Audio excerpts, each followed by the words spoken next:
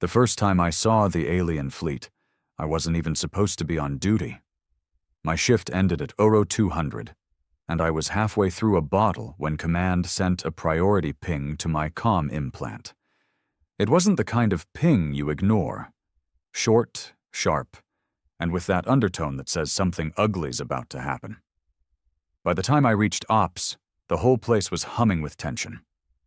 The big hollow in the center of the room was lit up with red. Our border in the Perseus line.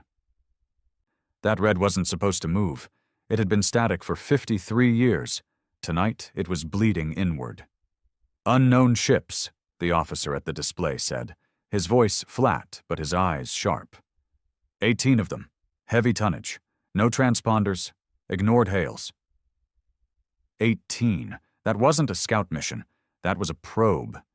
And a probe this deep into human space? It meant someone, somewhere, thought we were soft, thought that the old wars had drained us, thought that maybe humanity had forgotten what it meant to bleed. I knew better. "Who's in command?" I asked. The officer glanced at me. "You are, sir. Fleet Command gave it to you. Said you've got experience in removing unwelcome guests." That was a polite way of saying I had a reputation. Back in the Sigma Gate conflict, I'd ordered a preemptive strike that turned a 30-ship invasion force into drifting slag before they even powered up their main weapons. Some people called me reckless. Others called me a war criminal. I called it math. Kill them before they can kill you.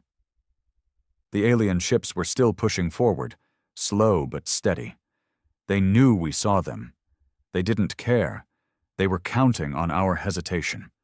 Most civilizations in the galaxy hesitated. They liked diplomacy, negotiations, treaties, humans. We sent warnings once. Then we buried the problem. I opened a channel. My voice went out to every one of their ships. "This is Captain Reese Hale of the United Terran Defense Force. You are entering sovereign human space. Turn around now, or you won't have ships left to turn." No reply. Just that silent, arrogant crawl forward. I cut the channel. "Load the war package," I told the weapons officer.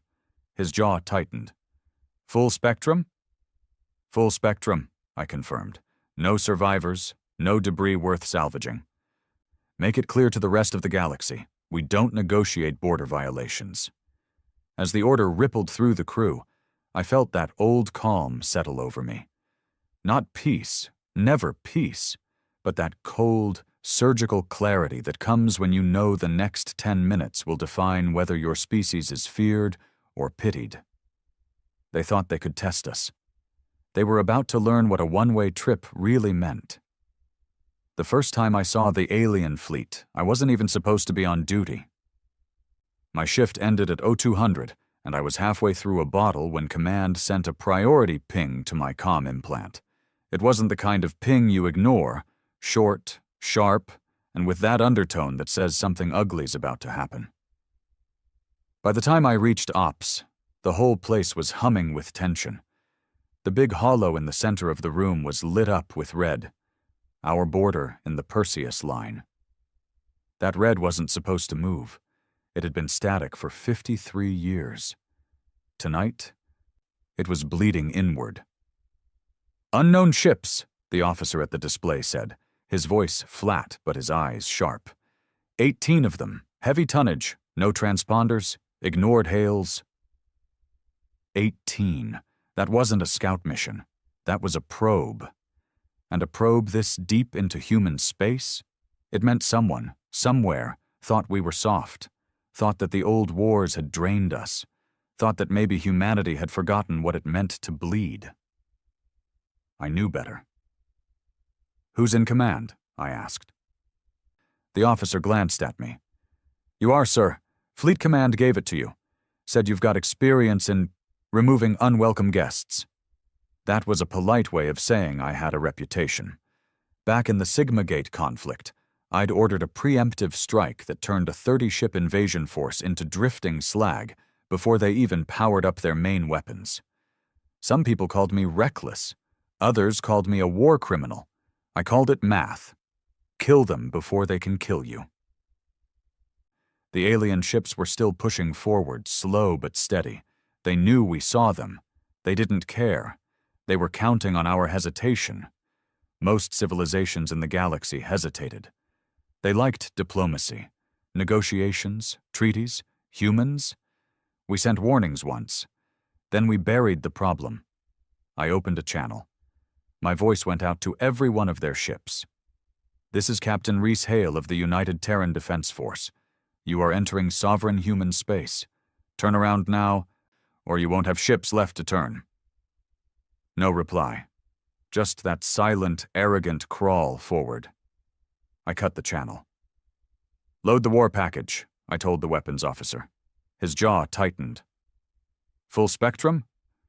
Full spectrum, I confirmed. No survivors, no debris worth salvaging. Make it clear to the rest of the galaxy, we don't negotiate border violations. As the order rippled through the crew, I felt that old calm settle over me. Not peace, never peace, but that cold, surgical clarity that comes when you know the next 10 minutes will define whether your species is feared or pitied. They thought they could test us. They were about to learn what a one-way trip really meant. The order went out like a pulse of ice through the ship. On the bridge, nobody moved casually anymore. Every hand, every eye was locked in that silent dance of war prep. Screens came alive with weapons diagnostics, targeting grids, and a dozen different kill scenarios scrolling faster than any normal human could follow. The hum of the reactor deepened, resonating in my chest. I leaned forward in my command chair, elbows on my knees, watching the hollow projection of the 18 alien ships crawling deeper into our space. They were big, bigger than anything I'd seen since the Vokari incursions, each shaped like an elongated crescent with sharp spines along their hulls. Ugly, predatory lines. Whoever designed them wasn't interested in trade runs or exploration. They were built to take. Telemetry? I asked, without looking away from the display. Long-range scans indicate dense composite armor, replied Lieutenant Morin, the tactical officer. Unknown energy signature on their forward arrays. Engines are overpowered for their size. Likely fast strike capability. No heat bleed, meaning they've got advanced cooling. Whoever they are, they know how to mask. I grunted. Masking heat meant they knew how to hide from passive detection systems. It also meant they'd planned for stealth entry into someone else's territory. That made this more than a casual border poke. This was a deliberate test. Range? 3.2 million kilometers in closing. The alien formation shifted slightly, the lead ship drifting ahead like a spear tip. It wasn't a random movement. They were testing our reaction. I could almost feel the commander on that ship watching us, waiting to see if we flinched. They were in for disappointment. Target the lead ship, I said. Load vortex missiles in primary tubes and spin up the Hellspike cannon. There was a pause. Not hesitation. Just the crew processing the escalation. Vortex missiles were banned in half the civilized galaxy for being inhumane. They didn't just destroy ships. They ripped open space-time in a localized pocket, collapsing anything inside into molten wreckage. The Hellspike was our own dirty little invention, a railgun so powerful it punched clean through planetary crust. Sir, Morin said carefully, are we going for the example shot already? Lieutenant, when you find a venomous animal in your bed, you don't poke it to see how it reacts. You cut its head off before it moves. He nodded once. No more questions. That was why I liked Morin. He understood that war wasn't about glory or speeches. It was about removing threats before they became disasters. The crew worked with quiet, lethal efficiency. Warheads cycled into position. The Hellspike's capacitors began to charge, a low, predatory whine building through the deck plates. In the tactical overlay, firing arcs bloomed around the alien fleet. Still no response to our warning, comms reported. Good, I said. Means they're committed. That makes what happens next nice and clean. For a moment, the only sounds on the bridge were the systems purring to life. My gaze stayed locked on the lead alien ship. I wondered if their commander was watching us on his own displays, maybe thinking we'd fall back to the Perseus Line's outer stations, maybe thinking we'd talk before we shot. That was the problem with most species. They thought humanity was like them. We weren't. "Range 1,000,000 kilometers, Morin called out. I stood. "Fire vortex missiles, full spread. Hellspike on my mark." The ship shuddered as the missile tubes coughed death into the void, sleek black darts vanishing into nothing before their engines lit up, streaking towards the alien formation. The moment they launched, the alien fleet broke formation. Sharp, coordinated. Not panic, battle readiness. They'd come prepared for a fight. "Alien ship spooling up weapons," Morin barked. "Forward arrays glowing. Energy spike detected." I narrowed my eyes at the lead ship. The faint shimmer of their forward arrays brightened into a glare. My gut clenched. "Hellspike, fire." The deck roared under my boots as the Hellspike railgun launched a slug the size of a city bus at a fraction of light speed. In the hollow, the bright orange line of its trajectory sliced across the void, punched through the lead ship's forward section, and exited out the back in under a second. No explosion, just a sudden venting of atmosphere and a glittering spray of debris. "Direct hit," Morin confirmed. "Massive structural breach." He cut off as the ship's center imploded, folding in on itself before erupting into a bloom of molten fragments. The remains drifted, tumbling in silence. One down. The alien formation wavered just for a moment, but then tightened again. Whoever was in command was disciplined. The vortex missiles hit a heartbeat later. They didn't explode like normal weapons.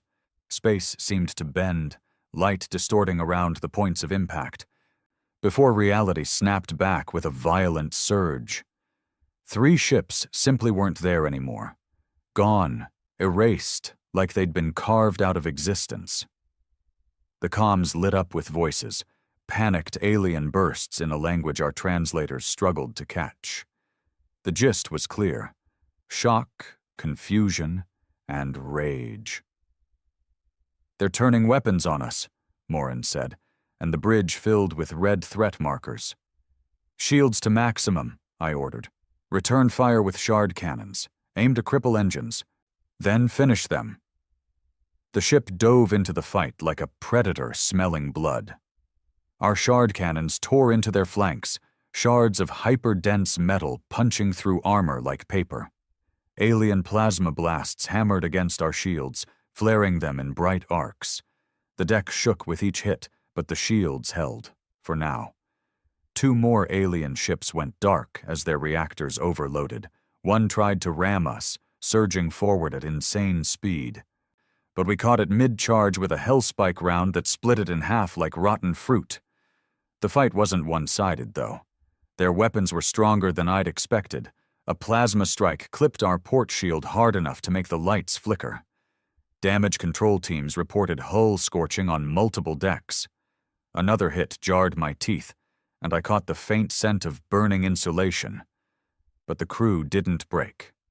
They moved like a machine. Reload, fire, adjust. Fire again. This was why I'd handpicked them from every corner of the fleet. 5 minutes in, the battlefield was a graveyard. Half the alien ships were drifting wrecks, venting atmosphere and heat. Another 4 were dead hulks. Only 2 were still fighting, and even they were limping. I opened comms again, projecting my voice across the void. "You were warned. This is the price of ignoring it. Leave now or join your dead." One of the remaining ships broke off immediately, engines flaring as it fled toward the border. The other stayed still. "Captain," Morin said, picking up strange energy readings from that last ship. I turned toward the display. The alien ship's forward section was glowing again, brighter than before, but this time there was a twisting shimmer in the space ahead of it, like heat haze in a desert. My stomach dropped. "That's not a weapon charge," I said. "That's a beacon." "They're calling someone?" "Worse," I said, jaw tightening. "They're opening a gate." In the display, space tore open in front of the alien ship. A dark, jagged hole rimmed with lightning. Something massive stirred beyond it, shapes moving in the shadows. Every instinct I had screamed that whatever was coming through was worse than the fleet we'd just torn apart. "Hellspike," I snapped. "Maximum charge. Put it through that gate before it stabilizes." "Aye, sir. Charging," Morin said, fingers flying over controls. The deck thrummed as the capacitors pushed toward overload. The alien ship fired first. Not a weapon, more of a pulse, aimed at the gate. The tear widened. The shapes beyond grew clearer, towering silhouettes with glowing spines. My crew went silent, staring. "Hellspike ready!" Morin shouted. "Fire!" The slug screamed through space and hit dead center in the gate. The tear buckled, lightning flaring violently, and then it collapsed in on itself with a silent detonation that made the hollow flicker. The alien ship that had been right in front of it was caught in the collapse, crumpling like tin under a hammer. Silence fell over the bridge. No more hostiles, just drifting debris, cooling wreckage, and the faint, static-laced whisper of our sensors recovering from the interference. I sank back into my chair, exhaling slowly. "Log this engagement as an Article 7 response," I said. "Mark all alien wrecks for salvage denial. Nothing leaves this system intact." "Yes, sir," Morin said. Comms cleared their throat. "Captain, what do we do about the one that ran?" I met their eyes, cold and certain. "Let them run. Let them tell their people exactly what happens when you step into human space without permission." The bridge was quiet again, save for the steady hum of the reactor. Out beyond the hull, the battlefield drifted, silent testimony to a rule older than most civilizations in the galaxy. No one enters human space uninvited. Not if they want to go home. I didn't sleep that night, not because of guilt. Guilt's a luxury for people who can afford to lose. No, what kept me awake was the question of why. Why would an armed alien fleet, 18 strong, risk pushing 3 million clicks into human space, ignoring all warnings? And why, just before dying, would they open a gate big enough to spit out something we couldn't even identify? We denied them their reinforcements, or whatever those spined shadows were. But the attempt meant this wasn't random. Somebody out there was probing the perimeter, testing the walls, seeing where the cracks might be. I stood in my quarters, leaning on the metal counter, staring at the half-empty bottle of station whiskey I'd been nursing for months. The liquid shifted lazily as the ship's grav plates hummed underfoot. I thought about pouring a glass, but the alarm in my chest was louder than the thirst. The door chimed. "Enter," I said. Lieutenant Morin stepped inside, still in his combat blacks, datapad under one arm. He looked like hell, dark circles under the eyes, jaw tight. "Report," I said. He handed me the pad. "Preliminary scan data on the wrecks. We got partial readings on their armor composition, weapons output, and... Sir, this part's the kicker." I scrolled through the specs. Most of it was ugly but familiar. Plasma emitters, railguns, armor with composite alloys. Then I hit the highlighted section. "They're running Terran drives," I said. "Not just Terran drives," Morin replied. "Mark IV pulse engines. Outdated but still ours. The plating on some sections matches old Earth Navy hull work. Not exact, but close enough that they've either studied our designs, stolen them, or they bought them," I finished. "From someone willing to sell human tech outside authorized channels." He didn't need to say it. But we both thought it. There were only a handful of powers in the galaxy who could smuggle something that big and that dangerous past the Unified Terran Trade Authority. I set the pad down. Get this to intelligence, sealed file. No one outside command sees it. Not yet. Yes, sir. He hesitated. And, the runner? What about it? Our long-range sensors picked up its jump signature before it went dark. Vector suggests it's heading toward the Grath Expanse. The name twisted my gut. The Grath were a fractured mess. Half pirates, half mercenaries, all dangerous. If the runner made it there, it could vanish into 100 systems and come back with a small war fleet. Send the data to Recon Division, I said. Mark the vector as priority intercept. We can't chase. We've got no orders. But someone will. Morin nodded and left. The next day we docked at Station Ardent, one of the deep space bastions along the Perseus line. The station was a metal city wrapped around a spinning core, bristling with gun batteries and shield towers. Even from kilometers out, you could feel the hum of its reactors through your boots. Command had called me in the moment our transponder pinged. The briefing room was cold and bare, just a steel table, a wall hollow, and 3 officers I'd only ever seen on encrypted feeds. Rear Admiral Casson was at the head of the table, eyes sharp as cut glass. She had the look of someone who didn't blink much, because blinking wasted time. I stood at attention. Sit, she said without looking up from her pad. I did. She tapped the pad, and the hollow above us came alive with a replay of the engagement. I watched the alien fleet approach, watched our missiles carve holes in them, watched the Hellspike tear through the lead ship. It played out in silence, except for the faint hum of the projection.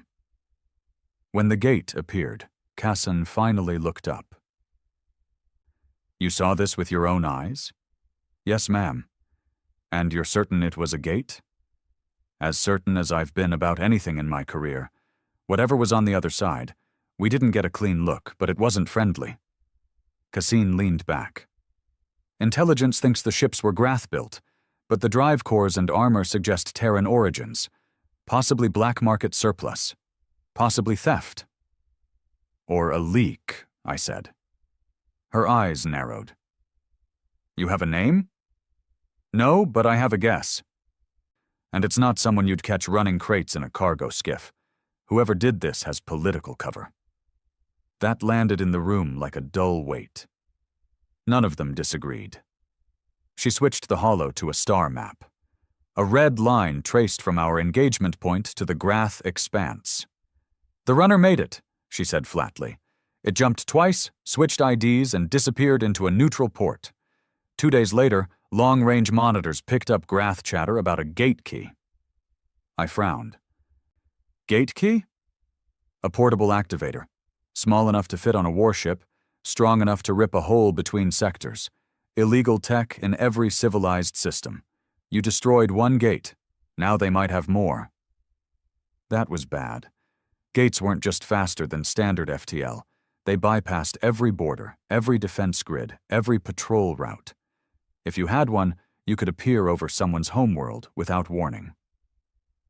What's our move? I asked. Cassin studied me for a moment. Officially, we don't have one. The Council's in talks with Grath intermediaries, trying to determine intent. Unofficially? She leaned forward. We're forming a shadow task force. Small, mobile, deniable. You'll lead it. I almost smiled. Almost. Target? The runner. And anyone tied to supplying them with Terran tech. We want the gate keys, and we want whoever's behind this, breathing or otherwise. I nodded. Understood. She slid a data chip across the table. Mission specs, preliminary intel, and clearance codes. Burn it after you memorize it. We launched within 12 hours. No ceremony, no announcement. Just a stripped-down cruiser with skeleton crew and enough firepower to wipe out a city. Morin stayed on as my XO. I handpicked the rest. Men who'd fought in the dark corners of the galaxy where official maps lied. The vector took us toward the expanse. Out there, law was a suggestion, and betrayal was currency. I'd been there once before, and the memory still smelled of burnt metal and blood. 3 days into the run, we picked up the first shadow. "They're tailing us," Morin said from the sensor pit. "Small craft, running silent, but the grav signature's there." I didn't need a scan to guess who it was. Grath loved shadowing potential threats before deciding whether to rob or hire them. "Bring them closer," I said. He glanced at me. "Closer?" "Yeah. Drift into their lane, cut speed by 10%, make them think we're unaware." 20 minutes later, the shadow bit. It crept up behind our starboard quarter, just far enough to get a good scan of us. That's when I gave the order. "Flip the coil guns and light them up." The trap snapped shut.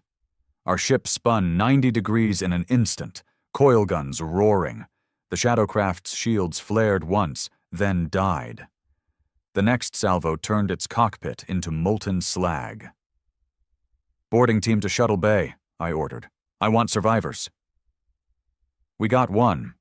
A Grath pilot with half his face burned and more teeth than sense. I had him in the interrogation chair within an hour. "You were following us," I said. He grinned through blood. "Following? No, hunting." "For who?" He laughed. "You'll find out soon enough. The one who bought your drives wants to meet the man who killed their vanguard." That stopped me cold. "Their vanguard?" He nodded. "Those ships you fought? Just the knife they used to test the skin. The sword is still coming." I leaned closer. "When?" His grin widened. "Soon enough that you won't have time to run." I let that sit. Sometimes silence cuts deeper than threats. Finally, I stood. "Lock him in the brig. Double guard." Back on the bridge, Morin was waiting. "Well?" "They know who we are," I said. "And they're coming for us?" His jaw tightened. "Then we'd better hit them first." I stared out at the stars. In my gut, I knew the next engagement wouldn't be like the one at the Perseus line. The 18-ship fleet was a test. What was coming next would be the real war. We crossed the line into the Grath expanse under a false transponder, our hull repainted to look like a scavenger hauler with more rust than teeth. Out here you didn't announce yourself as military unless you wanted every pirate from here to the rim sniffing at your engines. The moment we passed the last Terran beacon, space felt different. Not literally. The stars were the same, the void just as empty. But there was a weight here. An unspoken promise of trouble. The comm channels were cluttered with barter hails, distress signals, and the occasional screaming match between smugglers. Ships came and went without flight plans, their drives spiking on our sensors like ghosts in a storm. Morin leaned over his console. "You ever notice the expanse smells like someone else's gun barrel?" "Means you're paying attention," I said. "Keep our IFF tight." No pings unless I order it. Our target was the Runner, the ship that had fled our last battle and carried word of our engagement back here. Intelligence said it docked somewhere in this sector, then went dark. The Expanse had dozens of independent stations, most run by cutthroats, exiles, or worse. We needed a name before we could put steel to the right throat. 2 days in, we found our first breadcrumb. A supply station called Dargan's Wheel hung against the black, its ring spinning slowly around a central spire. It looked half abandoned, its hull scarred from decades of collisions and gunfire. Perfect for disappearing ships. We docked under the cover of a fake salvage manifest. As soon as the airlock cycled, the smell hit me. Burnt fuel, sweat, and cheap fermented protein. The kind of stink you only got in places that hadn't been cleaned since before you were born. The dockmaster was a broad Grath with skin like old leather and 4 eyes that never looked the same way at once. "Cargo?" he rasped. "Scrap metal, busted comm arrays," I said, sliding him a chit loaded with enough credits to make questions disappear. Looking for someone who came through here a few days ago. Sleek black runner, Terran drive signature, probably paid in bulk fuel. One of his eyes twitched toward me. Lot of ships pass through, friend. I slid a second chit across the counter. He palmed it without looking. Yeah, he said slowly. I saw your runner. Docked 2 days, took on supplies, swapped hull plates, left with escort. My gut tightened. Escort? 4 ships. Fast. All Grath hulls, but different. Reinforced. Newer than what you see around here. Looked military, but not any flag I know. Where'd they go? He shrugged. Coreward. Toward Joval's grave. Morin, standing behind me, muttered, That's suicide. He wasn't wrong. Joval's grave wasn't a station or a planet. It was a shipyard graveyard. Hundreds of wrecks drifted there, leftovers from a war the galaxy forgot. The place was crawling with scavengers and worse. It was the perfect hiding place for a fleet you didn't want found. We left the wheel and burned toward Joval's grave. The first wrecks appeared 6 hours later, hulks of battlecruisers, frigates, even planetary carriers, all stripped to bone and left to drift. Our scanners showed hundreds more in the debris field ahead. It was like flying into the ribs of a dead god. Any active transponders? I asked. None, Morin said, but I'm getting faint heat traces. Something's alive in there. We went dark. No active scans, no shields, just a slow drift on minimal power. The cruiser slid between shattered hulls, our hull lights off, the graveyard swallowing us whole. Every shadow could hide a turret. Every piece of debris could mask a ship. Then we saw them. Tucked into the broken shell of an old dreadnought were 6 ships, sleek, armed, and running heat-sink protocols. The runner was there, docked against a larger vessel bristling with weapons we didn't recognize. It wasn't Grath design, and it wasn't Terran. Record everything, I said. Zoom on that flagship. The hull markings were like nothing in our databases. Jagged lines, sharp angles, and a symbol that looked like a circle split in 2. My skin prickled. This was new. And new in the expanse meant dangerous. Can we get close enough to tag them? Morin asked. Close, yes. Tag, maybe. But we do it wrong, they'll burn us down before we blink. We drifted closer, using the debris as cover.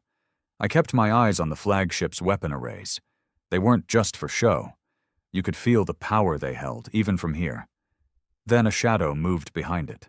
A ship emerged from deeper in the wreck field, bigger than the flagship, with spines along its hull that pulsed faint blue. Morin's voice went tight. That's not in our records either. The Grath pilot's words came back to me.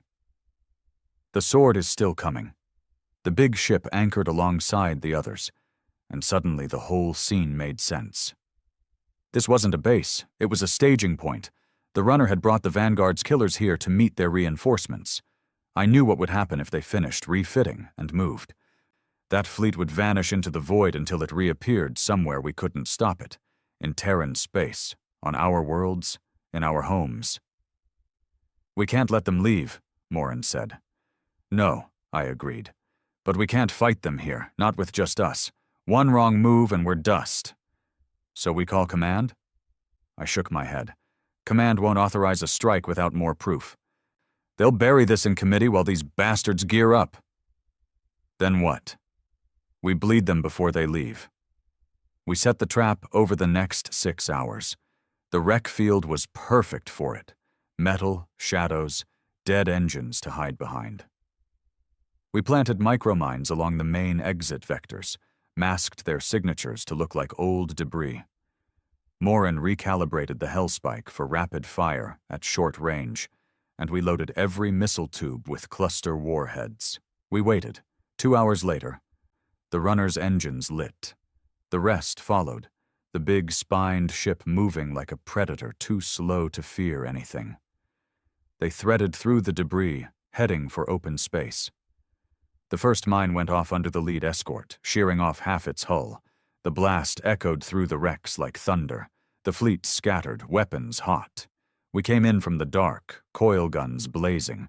The first salvo punched through the runner's engines, crippling it. Morin swung the Hellspike onto an escort, the slug tearing it apart in one shot. The big spined ship turned toward us, and I finally saw its weapons arrays light up. They didn't fire plasma or slugs, they fired arcs. Lines of blue-white energy ripped through space, cutting wrecks in half like they were paper. One of the arcs clipped our shields, and the whole bridge lit up with alarms. "Shields at 40%, Morin barked. "Hold them," I snapped. "Focus all fire on that spined bastard." Missiles streaked across the void, exploding against its shields. The thing didn't slow. It came straight for us, arcs charging again. I made the call. "Evasive Delta 3, put us between those wrecks." We dove through the ribcage of a derelict carrier, the spined ship chasing us, its arcs carving through the metal around us. Sparks rained across our hull, alarms screaming in my ears. Morin swung the Hellspike for a point-blank shot. "Locked!" "Fire!" The slug slammed into its forward array, punching deep into the hull. For the first time, the spined ship flinched. Its arcs died mid-charge, shields flickering. "Hit it again!" We didn't get the chance. Another ship, a smaller one but fast, cut in front of us, unloading a barrage that rattled our teeth. Hull breach alarms flared. "Port side venting atmosphere," damage control shouted. I made the only choice left. "Break off! Burn hard out of the field!" We tore away from the wrecks, engines screaming, the spined ship still moving but slower now. They didn't chase. They couldn't. Not after the damage we'd done. We'd bloodied them. But they were still out there. And next time, they wouldn't be hiding in a graveyard. We limped back toward Terran space with half our portside plating hanging by threads and 2 decks sealed under vacuum. Every corridor smelled like burnt wiring and coolant, and the constant thrum of the damaged reactors was just off enough to make my teeth itch. I stayed on the bridge most of the run home. Not because the crew needed me, Morin had the helm steady, but because I didn't want to close my eyes. Every time I blinked, I saw that spined ship coming through the wreck field, arcs tearing the darkness apart. It wasn't fear, it was calculation. I was measuring how close we'd come to dying, and how many steps it would take to finish the job next time. 3 days later, we crossed the Perseus line and dropped into Station Ardent's shadow. The docking crew stared at our hull like they'd never seen a warship come home alive from a fight it shouldn't have survived. Command didn't even wait for the ship to cool before summoning me. Rear Admiral Casson was already in the briefing chamber when I walked in.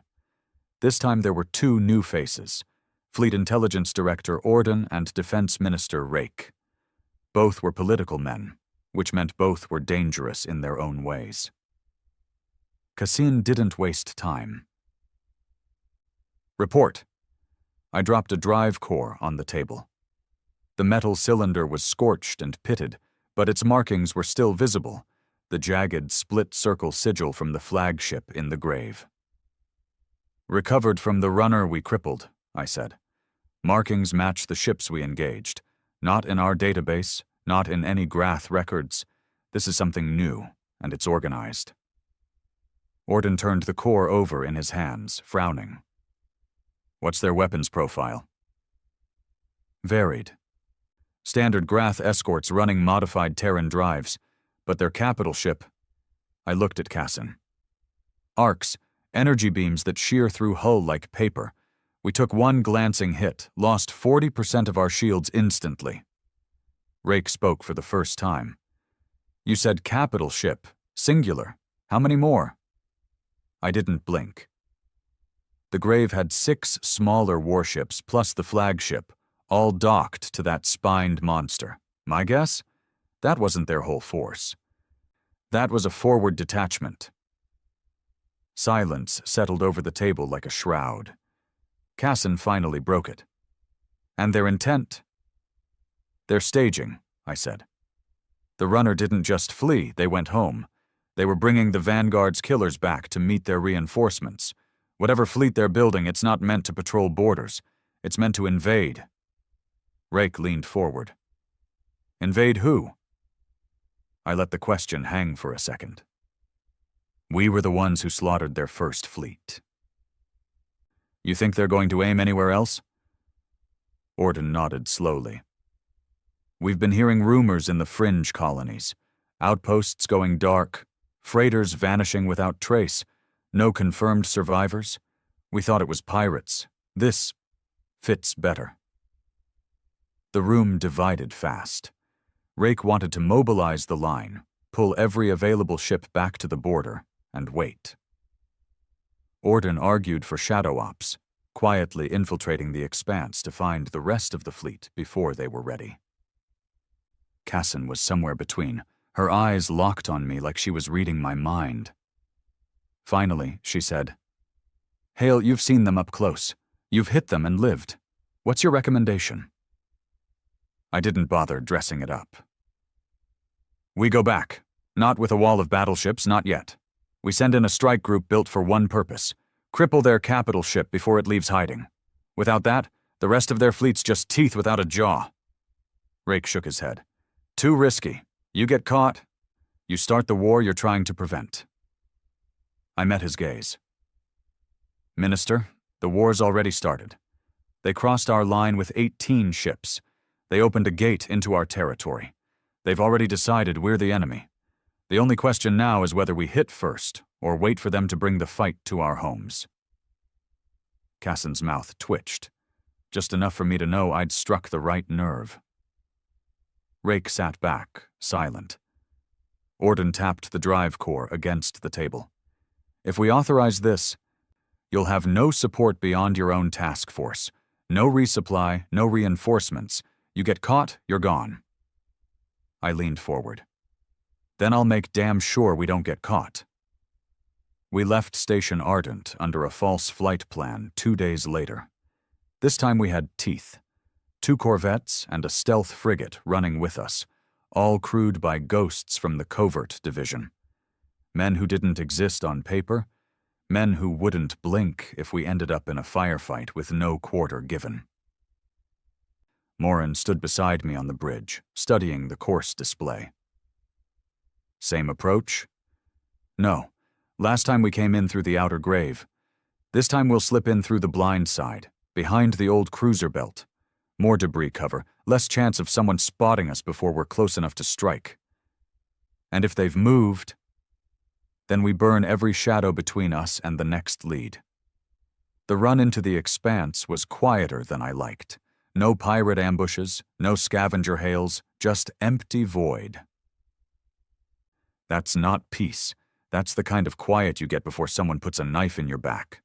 On the 4th day, the frigate's recon array picked up a faint power surge in the direction of the grave. It wasn't much, just a spike, like a reactor coming online after long idle. We went dark and slid in. The grave was different now. Where before it had been a still cemetery of dead metal, now it pulsed with movement. Small craft darted between wrecks, welding, stripping, refitting. New ships sat half-hidden under plating from the old hulks, and there it was. The spined capital ship, anchored like a spider in its web. Its hull bore fresh scars, our work, but it was alive, arcs sparking faintly along its spines. They're repairing, Morin said. They're building, I corrected. Look beyond it. Behind the flagship floated something bigger, a skeletal frame surrounded by drones, slowly taking shape into a hull longer than 3 dreadnoughts end to end. Morin's voice went low. What the hell is that? I don't know, I said. But if they finish it, we're going to need a graveyard bigger than this one. We couldn't just hit the flagship and run. Not now. If that thing behind it was a new capital ship, destroying it before it powered up was the only way to keep it from breaking our line in half. The strike plan was simple. frigate flanks wide, planting remote mines near the docked escorts. Corvettes run interference, drawing fire away from our cruiser. We punch through with the Hellspike, hit the flagship's arc arrays, then put every missile we have into the unfinished ship's frame before its shields come online. We waited until the Grave was deep in its repair cycle. Shields down for maintenance, drones in motion. Then we struck. The mines went off first, turning 3 escorts into expanding clouds of debris. Before the alarms could even echo through the Grave, our corvettes roared in from opposite sides. Coil guns tearing through the smaller ships. The flagship reacted instantly, arcs flaring to life, cutting one corvette clean in half. But that left its flank open. "Hellspike, fire!" I barked. The slug ripped into its spine array, tearing through the main arc emitter. The flagship shuddered, its arcs dying mid-flare. "Reload! Hit it again!" While Morin lined up the second shot, I ordered the missile tubes hot. Our first salvo slammed into the skeletal frame of the new ship, blasting through its unshielded sections. Metal screamed in the void as chunks drifted away. The second Hellspike shot tore deep into the flagship's midsection, venting fire and atmosphere. It didn't die, but it reeled. Then the drones swarmed. Dozens of them, each the size of a fighter, came off the frame and dove at us. Their weapons were crude, but there were too many. Shields flared, hull plating screamed. "We can't hold them all," Morin shouted. "Then we don't!" I fired the main missiles, every tube, every warhead, straight into the frame. The explosion lit the Grave like a sunrise, fragments of the half-built monster spinning away into the dark. The flagship didn't chase. It just sat there in the wreckage, arcs guttering, like it was watching us leave.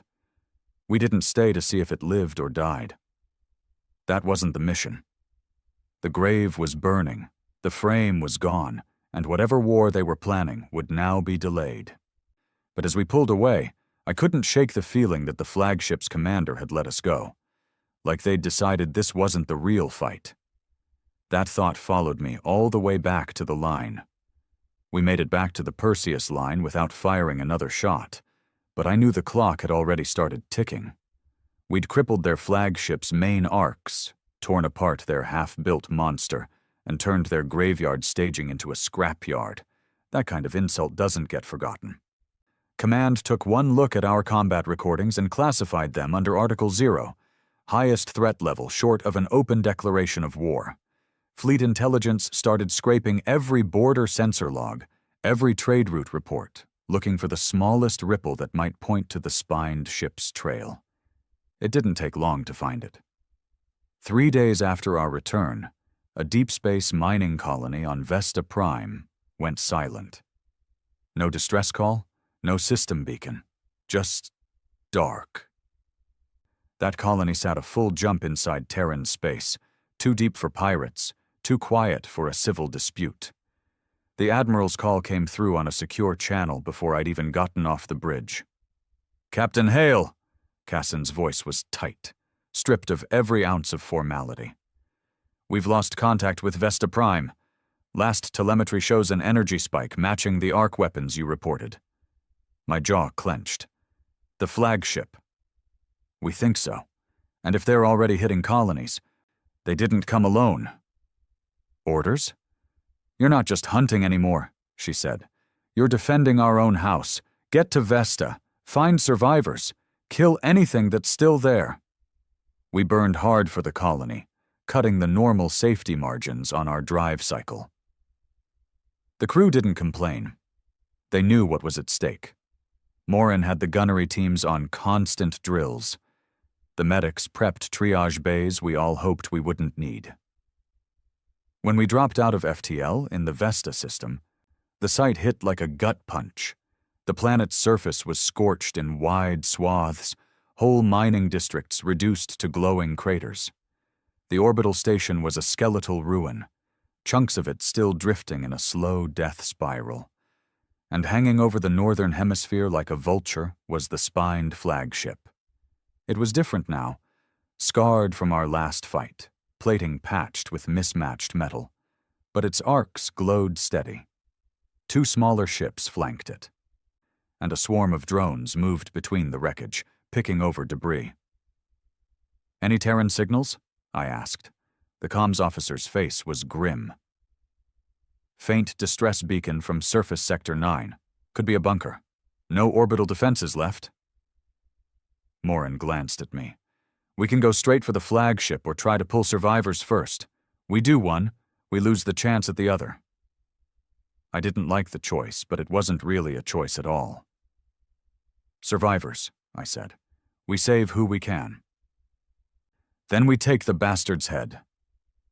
We dropped into low orbit, keeping the planet between us and the flagship's direct line of fire. Morin took the helm for the descent, threading us through the drifting station's remains to mask our signature.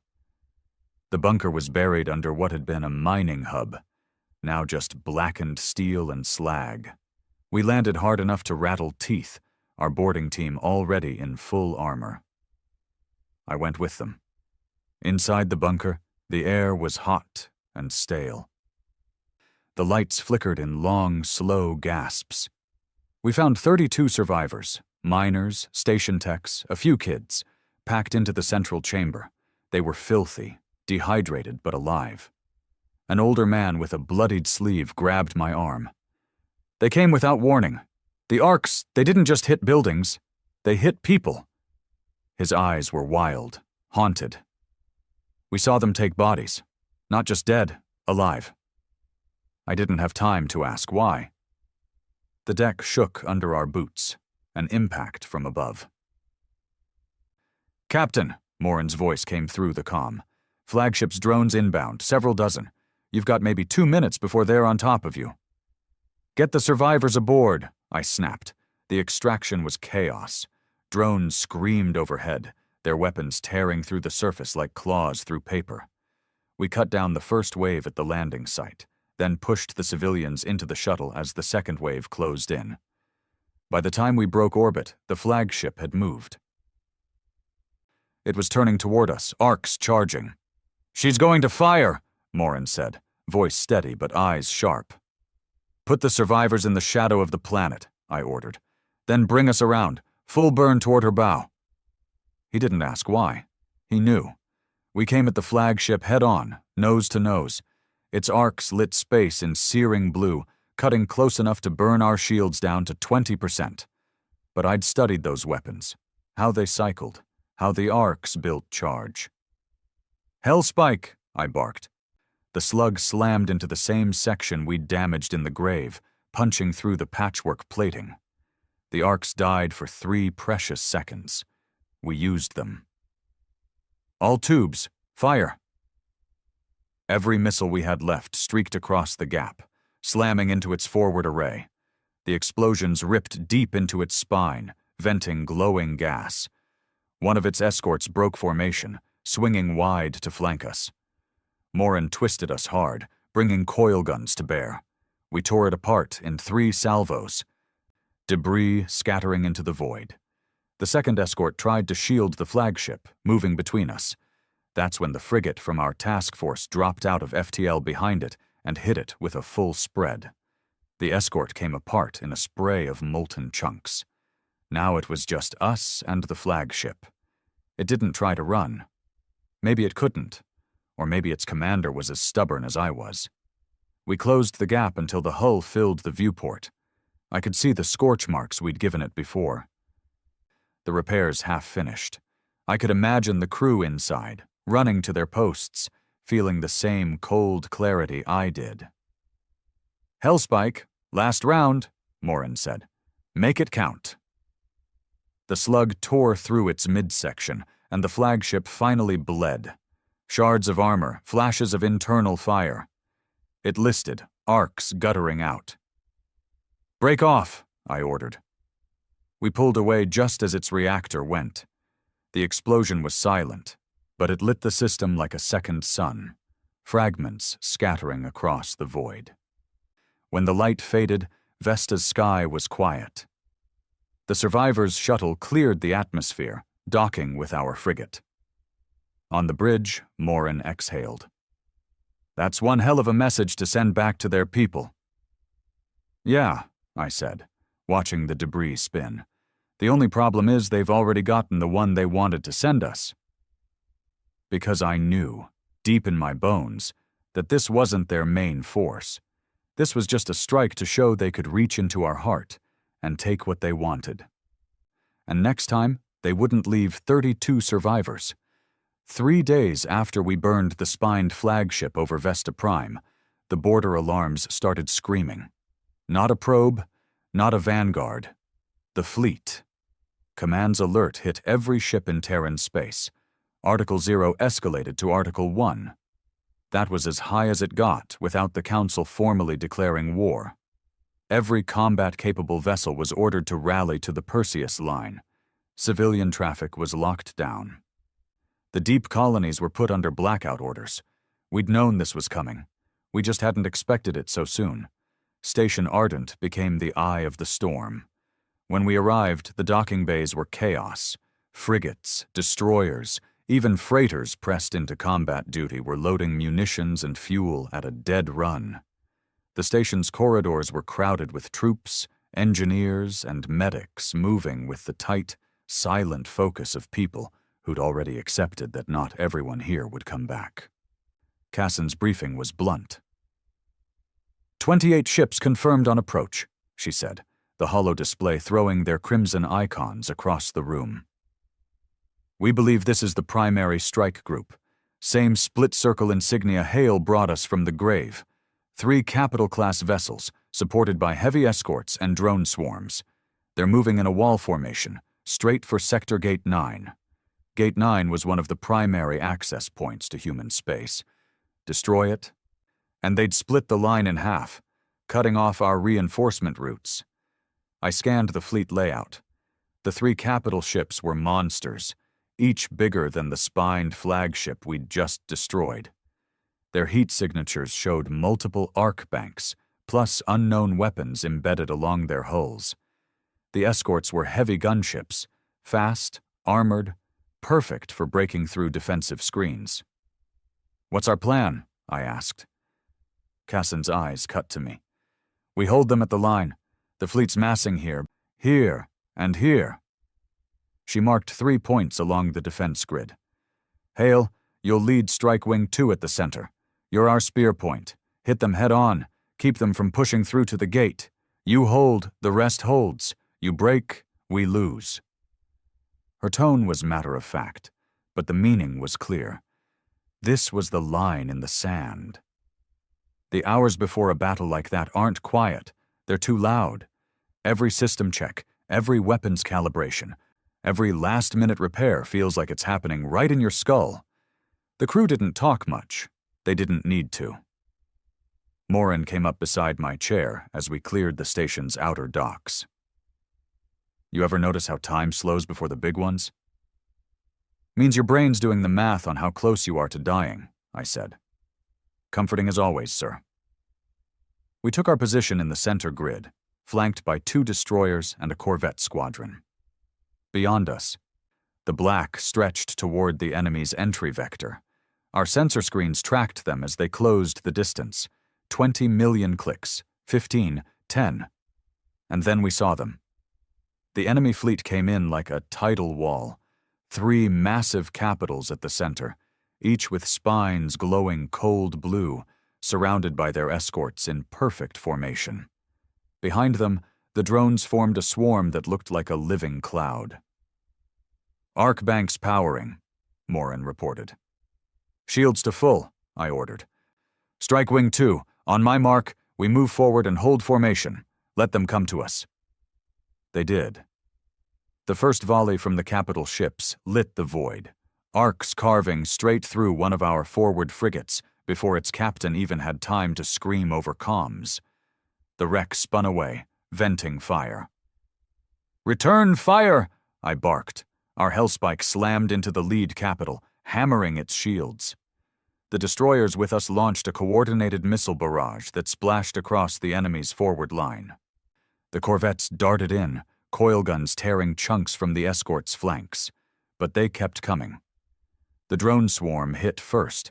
They didn't fire, they rammed, detonating on impact with our shields.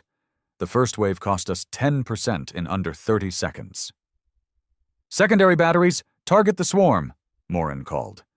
Turrets across our hull lit up, shredding drones into shards, but for every one we killed, 3 more replaced it. The escorts were next. Fast, brutal, hammering our destroyers with rail slugs and plasma. One of the destroyers took a hit to its drive core and vanished in a flash of light. The gap in our line was instant. We moved to fill it, cutting across the battlefield to keep the center intact. That brought us face to face with the lead capital ship. Its arcs flared, and I knew we couldn't dodge. "Brace!" The beams tore across our bow, shields collapsing to 30%. Warning klaxons filled the bridge, damage reports scrolling faster than I could read them. We hit back, Hellspike slug straight into its forward spine. The impact shattered part of its arc array, but the thing kept coming, firing from secondary banks. "Close the gap," I said. Morin blinked. "Close?" "Point blank. If we're this close, they can't risk arcs without cutting their own escorts in half." We dove under the Capital's firing arc, so close its hull filled our screens. The Hellspike fired again, this time punching clean through its midsection. The destroyer on our flank finished the job, missiles ripping the wound wider until the ship's reactor went. The explosion tore through the surrounding escorts, giving us the first real break in the line. But the other 2 Capitals were still coming, and we'd lost half our wing holding the center. Then the call came over wideband from Cassin herself. "All wings, push. Sector Gate 9 is holding. Repeat, push them back!" Every ship still breathing surged forward. The remaining Capitals fought like animals, arcs slashing through our ranks, but they were losing ground. For the first time since they'd appeared, they faltered. The second Capital went down under combined Hellspike and missile fire, its debris scattering across the field. The third tried to retreat, but the gate's defense batteries reached out and tore it apart before it could jump. When the last enemy contact vanished from sensors, the comms were filled with static and ragged cheers. We'd held, but at a price. Out of the 20 ships in Strike Wing 2, 7 survived. The rest were gone. Crew, hull, everything. The line was still there, but it was thinner now, bleeding from every seam. Morin stood beside me as we limped back toward Ardent. His voice was quiet. "You think that was all of them?" I shook my head. "No. That was just their hammer. Somewhere out there. The hand that swings it is still waiting." And I knew, when that hand finally moved, it wouldn't just be the line at risk. It would be every world behind it. The victory at Sector Gate 9 bought us 2 weeks. 2 weeks of patching holes in the line, replacing destroyed hulls with whatever could fly, and burying the dead in silence because there wasn't time for ceremony. I knew it wasn't enough. Holding the line was bleeding us dry. We were fighting the tip of their blade over and over, but the hand that swung it was still out there, tightening its grip. And if we waited for them to hit again, they'd bring more than 28 ships. So I took the proposal to Cassin. It wasn't the kind of meeting you scheduled through normal channels. She came to my quarters at 200, still in uniform, still with that hard-eyed look that meant she hadn't slept since the battle. "You've got an idea," she said without sitting. I nodded. "We stop playing defense. We take the fight to them." Her jaw tightened. "You've been saying that since the first engagement. You think it's time?" "It's past time. Every day we sit here waiting. They're building more ships, training more crews, and digging deeper. If we don't cut the head off now, the next fleet they send will make Gate 9 look like a warm-up." She studied me for a long moment. You know what you're asking for? Deep penetration into hostile territory. No fallback, no reinforcements, no resupply. I know, I said, and I'm still asking. She didn't argue. Instead, she handed me a sealed data drive. Intelligence thinks they've found the nerve center, shipyard, command hub, and manufacturing complex all in one system, heavily defended. They call it the spine. Appropriate, I muttered. She leaned forward. You hit it hard enough. You don't just cripple their fleet, you take away their ability to build another. That was all I needed. The task force we pulled together wasn't large, 4 ships total. My cruiser, 2 stealth frigates, and a missile destroyer. Every hull was fast, quiet, and armed to the teeth. We'd go in under full stealth, hit the spine before they knew we were there, and burn our way out before the survivors could regroup. Morin stood on the bridge as we made final preparations. You know, sir, he said dryly, this is the part in the story where the hero says he'll be back in time for dinner and then doesn't come back at all. Good thing I'm not the hero, I said. We jumped at 0500 station time. The spine system was deep inside enemy territory. 3 jumps past the graveyard, through regions our charts marked with more blanks than coordinates. The trip took 5 days, each jump pulling us farther from the line, farther from anything resembling safety.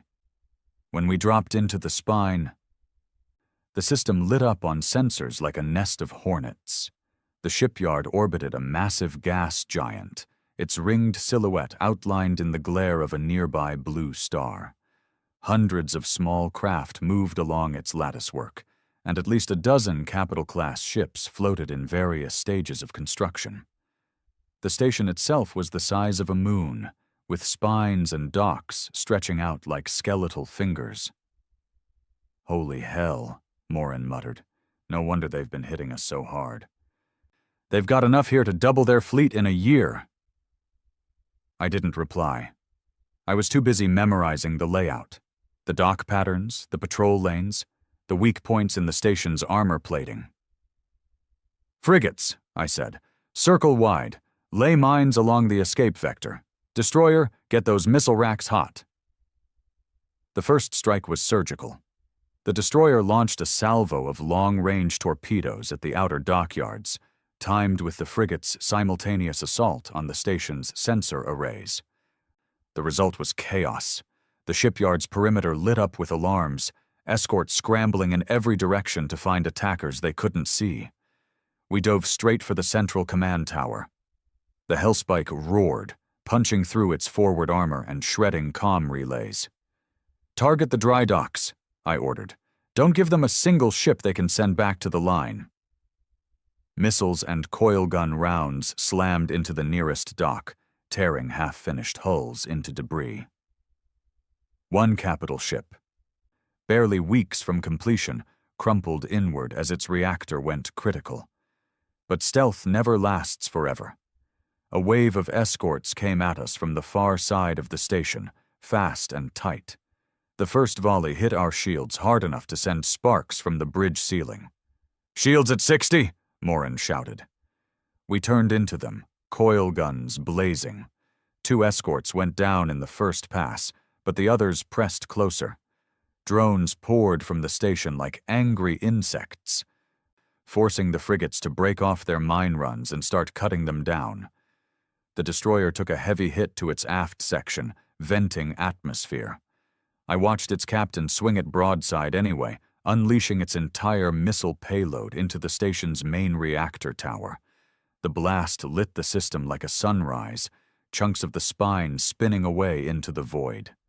The station wasn't dead yet, but it was bleeding badly. Then the real threat arrived. A capital ship bigger than anything we'd fought before, spines glowing white-hot. It came in from behind the gas giant, arcs already charging. Is that their command ship? Morin asked. Either that or the closest thing to a god they've got, I said. Lock the Hellspike. We fired first, The slug hit just below its main arc banks, tearing open a venting gash, but the ship didn't slow. The arcs fired, tearing through one of the frigates in a single blinding stroke. "Keep moving!" I barked. We danced through its firing arcs, hitting it again and again with coil guns and missiles. The destroyer joined in, its last operational missile bay adding to the pounding. Slowly, the monster began to list, its spines flickering. Morin looked at me. "One more shot'll do it." I shook my head. "Not enough. We kill it, someone else just takes its place. We need to make it hurt." The decision wasn't one you came back from. "Plot collision course," I said. Morin stared. "Sir? Empty the magazines, then ram it. We take the spine off their fleet once and for all." The crew didn't hesitate. Every last missile and shell went into the capital's forward section, shredding its plating. Then the drive core went to full burn, the hull shuddering as we closed the gap. The enemy's arcs flared, but too late. We punched through its midsection at full speed, tearing a path that split the ship in half. The explosion ripped through both hulls, ours and theirs, turning the space between them into a cloud of fire and molten metal. I woke up to darkness, the sound of hissing air and distant groans of stressed metal.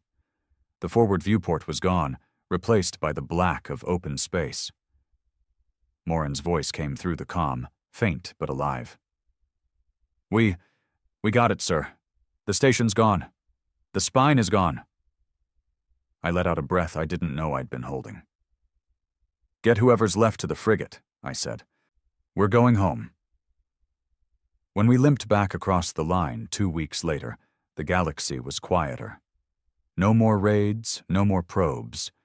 Whatever command structure had been holding their fleets together was gone. Kassun met us on the dock, her eyes taking in the battered survivors, the empty spaces where whole ships should have been.